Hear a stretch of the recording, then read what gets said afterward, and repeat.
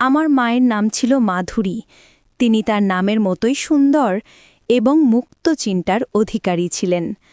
মায়ের এক অসাধারণ গুণ ছিল, তিনি যে কোনো পরিস্থিতিতে সঠিক সুযোগের সদ্ব্যবহার করতে পারতেন। তার বুদ্ধি ও কথার ভঙ্গি ছিল অতুলনীয়। কিছুদিন আগেই একটি ঘটনা ঘটেছিল যা আমার জীবনে গভীর প্রভাব ফেলেছে। আমাদের সোসাইটিতে একটি বড় পার্টির পরিকল্পনা চলছিল।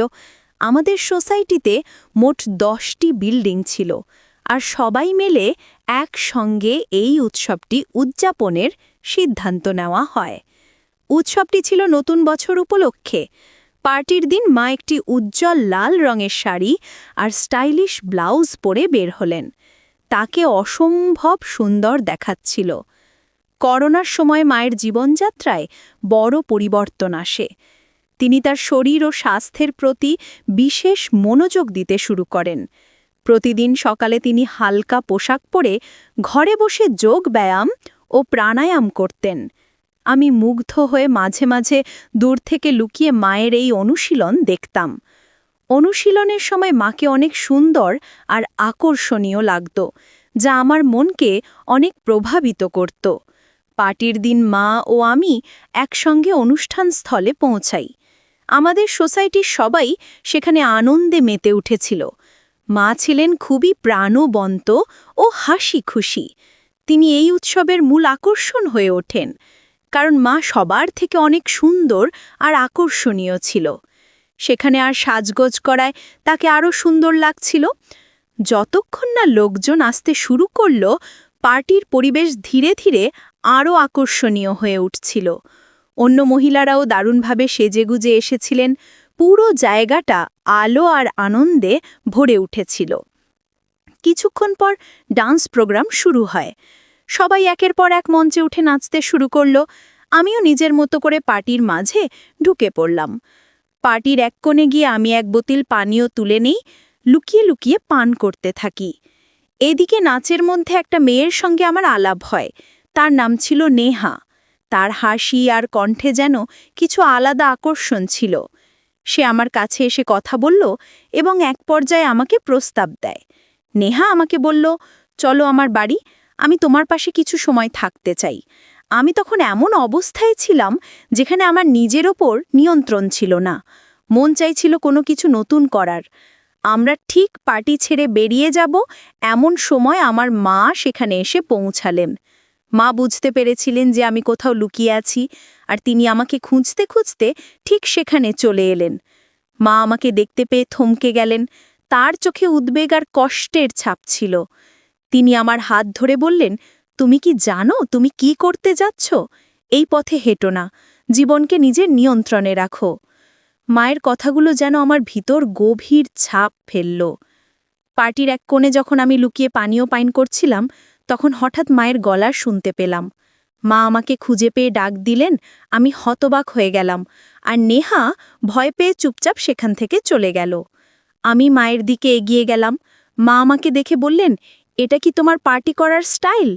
আমি কিছু বলার আগে মা আমার মুখের দিকে তাকিয়ে বললেন, তুমি কি পান করেছ? তোমার মুখ থেকে তো পানির গন্ধ আসছে। লজ্জা করে না তোমার? আমি মাকে বোঝানোর চেষ্টা করলাম। বললাম, মা, এটাই আমার প্রথমবার। বছরের এই দিনটা একটু আনন্দ করতে চেয়েছিলাম। মা আমার কথা শুনে শান্ত স্বরে বললেন, আনন্দ করো, কিন্তু এমন গোপনে নয়। যদি কেউ দেখে ফেলে বা জানতে পারে, তবে তোমার বাবার মান সম্মান কি হবে? নিজের কাজের জন্য পরিবারের মান মর্যাদা নষ্ট করো না। আমি প্রতিশ্রুতি দিলাম, মা, আমি আর কখনো এমন করব না। সবকিছু তোমাকে জানিয়ে করব। মা আমার দিকে তাকিয়ে বললেন, সত্যি বলতে সমস্যা আনন্দে নয়।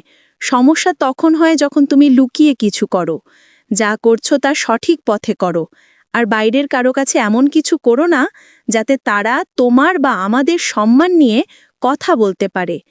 এরপর আমি মায়ের হাত ধরে বললাম, মা, আজকের দিনটা নষ্ট করো না। তুমি এসো, আমাদের সঙ্গে পার্টিতে যোগ দাও। মা আমার কথায় রাজি হয়ে গেলেন। আমরা আবার পার্টিতে ফিরে গেলাম। মা ধীরে ধীরে স্বাভাবিক হয়ে উঠলেন এবং অন্যদের সঙ্গে কথা বলতে শুরু করলেন। কিছুক্ষণ পরে লোকজন পার্টি ছেড়ে বেরিয়ে যেতে শুরু করলো, কারণ ড্রিঙ্কস শেষ হয়ে গিয়েছিল। তখন মা আমাকে একটি টেবিলের কাছে নিয়ে গিয়ে বসলেন। হঠাৎ মা বললেন, আমিও একটা পানীয় চেখে দেখতে চাই। যাও সেই কোণ থেকে একটি বোতল নিয়ে এসো, যেখানে তুমি আগে ছিলে। আমি মায়ের কথা শুনে অবাক হলাম। আমি বিস্মিত হলেও বোতল নিয়ে এলাম।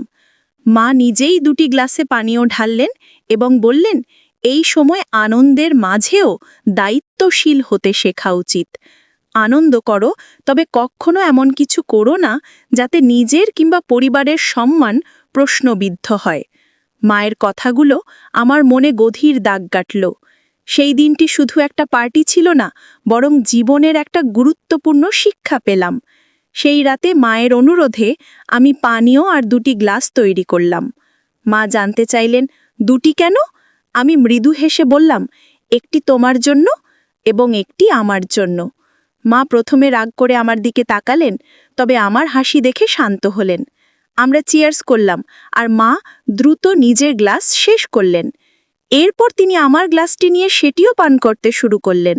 আমি অবাক হয়ে তাকিয়ে রইলাম।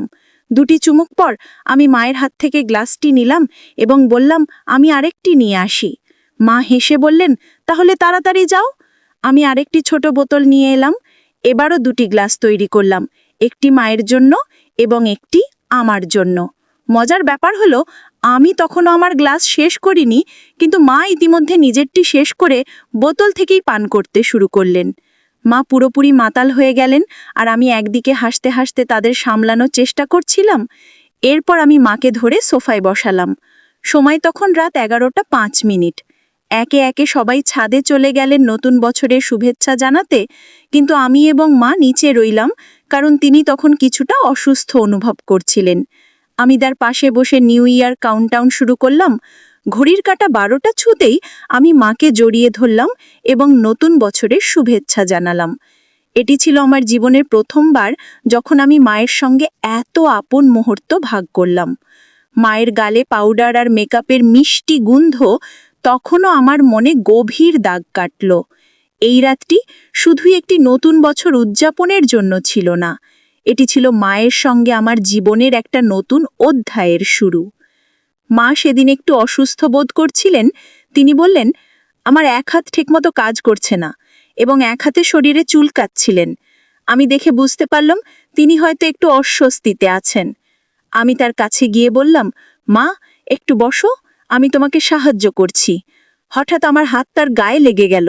মা বললেন, কি হচ্ছে? একটু সাবধানে থাকো। আমি সঙ্গে সঙ্গে বললাম, সরি মা, এটা একেবারেই ভুল করে হয়েছে। মা মৃদু হেসে বললেন, ঠিক আছে, এমন ছোটখাটো ব্যাপারে চিন্তা করো না। এরপর আমি তাকে আরাম দেওয়ার জন্য পাশে বসে তার সাথে কথা বলতে শুরু করলাম। তারপর তিনি বললেন, আমি তখন থেকেই তোমাকে লক্ষ্য করছি। আমার শরীর চুলকাচ্ছিল, তাই আমি চুলকিয়েছি, কিন্তু তোমার দৃষ্টি সেদিকে চলে গেছে। তখন আমি আবার ক্ষমা চাইলাম এবং বললাম, এটা আর কখনো হবে না। তিনি বললেন, আমি তোমাকে ক্ষমা করছি না, শুধু একটু রাগ হচ্ছিল। তারপর তিনি আমাকে ঠাট্টা করে বললেন, আমার ছেলে ভয় পেয়ে গেছে, আমার ছেলে ভয় পেয়ে গেছে। তিনি ইচ্ছাকৃতভাবে এটি করছিলেন।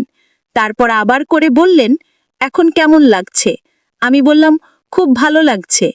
এরপর তিনি আমাকে সোফায় ঠেলে দিলেন এবং বললেন, এখন দেখো আমাকে কেমন লাগছে। আমি মাকে দেখে বললাম, মা, তোমাকে আজ খুব সুন্দর লাগছে। মা মজা করে পোজ দিয়ে বললেন, আমাকে দেখো, আমি কি মডেলের মতো লাগছি? আমি হাসি থামিয়ে বললাম, মডেল তো নয়, তার থেকেও বেশি সুন্দর লাগছে। তখন মা ঠাট্টা করে বললেন, তাহলে কি আমি সেই মেয়েটির থেকেও সুন্দর যার সঙ্গে তুমি তখন গল্প করছিলে? আমি লাজুকভাবে হেসে বললাম, মা, তুমি সবার থেকে আলাদা, তোমার তুলনা হয় না। মা হেসে বললেন, ভালো করে বলো, সত্যি কথাই বলছো তো? আমরা দুজনেই হেসে উঠলাম এবং সেই মুহূর্তটা খুব আনন্দময় হয়ে উঠল। আমি মাকে বললাম, মা, তোমার তুলনা কারোর সঙ্গেই করা যায় না। মা মজা করে বললেন, তাহলে বলো সেখানে কি এত পছন্দ করেছিলে? আমি হেসে উত্তর দিলাম, কিছু না মা, শুধু মজার ছলেই কথা বলছিলাম। মা হাসি দিয়ে বললেন, সব ঠিক আছে, আজ রাতটা একটু ভিন্নভাবে শুরু করি, নতুন বছরের আনন্দ মেতে উঠি। তখন আমি মজার ছলে বললাম, তুমি কি প্রস্তুত মা? মজা করে বললেন, আর যদি প্রস্তুত না থাকি? আমরা দুজনেই হেসে উঠলাম এবং সেই মুহূর্তটা হাসি ঠাট্টায় ভরে উঠল। রাতে মা বললেন, তুমি কি সত্যি আমাকে সারা রাত এভাবে ধরে রাখবে? আমি মজা করে বললাম, হ্যাঁ, কেন নয়। তিনি হেসে আমার গালে মৃদু চিমটি কেটে বললেন, তোমার তো সবসময় তাড়াহুড়ো থাকে। আমি তাকে সান্ত্বনা দিয়ে তার ঘরের দিকে নিয়ে যেতে শুরু করলাম। তিনি হেসে নামমাত্র বাধা দেওয়ার ভান করলেন, কিন্তু তা ছিল মজার ছলে। ঘরে পৌঁছে আলো জ্বালিয়ে তিনি বললেন, এখন কি করব বলো? আমি মজার ছলে বললাম, আরাম করে ঘুমানোর সময় হয়েছে মা। তিনি একটু চিন্তিত ভঙ্গিতে বললেন, তবু এত দেরি করে ঘুমানো কি ঠিক হলো? আমি হাসি মুখে বললাম, আজকের রাতটা বিশেষ। মা, একটু মজা করলে ক্ষতি নেই। আমরা দুজনেই হেসে উঠলাম, আর সেই মুহূর্তটা আনন্দে ভরে উঠল।